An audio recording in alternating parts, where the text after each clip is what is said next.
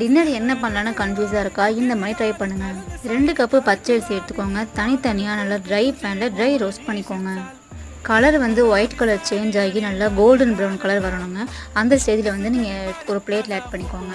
இப்போது 2வது கப்பும் அதே மாதிரி போட்டுக்கோங்க. நெக்ஸ்ட்டு வந்து பாசிப்பருப்பு ஒரு 1/2 கப்பு போட்டு அதுவும் நல்லா ப்ரௌன் கலர் வர வரைக்கும் வறுத்து அதை கூட ஆட் பண்ணிவிடுங்க. இப்போ ஒரு குக்கரில் 8 ஸ்பூன் ஆயில் ஆட் பண்ணிக்கோங்க.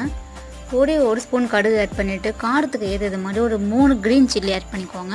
உளுத்தம்பருப்பு கடலைப்பருப்பு 2 ஸ்பூன் ஆட் பண்ணிக்கோங்க. கலர் சேஞ்ச் ஆனதுக்கப்புறம் 5 கப்பு தண்ணி ஆட் பண்ணிக்கோங்க. 1 கப்பு ரைஸ் எடுத்திங்கன்னா தண்ணி வந்து 2 கப்பு ஆட் பண்ணிக்கோங்க. நம்ம பாசிப்பருப்பும் போட்டிருக்கோம், அதனால் டோட்டலாக 5 கப்பு தண்ணி ஊற்றி நல்லா கொதிச்சதுக்கப்புறம் கல் உப்பு ஆட் பண்ணிக்கோங்க. நெக்ஸ்ட்டு வந்து நம்ம பிளேட்டில் வச்சுருக்கோம்ல அரிசியும் பருப்பும் அது எல்லாத்தையுமே இது கூட ஆட் பண்ணிடலாம். குக்கரில் மூடி போட்டு வெயிட் போட்டு வச்சுருங்க. அது வந்து ஒரு 3 விசில் வரட்டும்ங்க. அவ்வளோதான், வீட்டில் இருக்கிற வெறும் அரிசியை வச்சு சூப்பரான உப்புமா பண்ணியாச்சுங்க. ட்ரை பண்ணிவிட்டு சேனலை மறக்காமல் சப்ஸ்கிரைப் பண்ணிடுங்க. ஈவினிங் வீடியோவில் பார்க்கலாம்.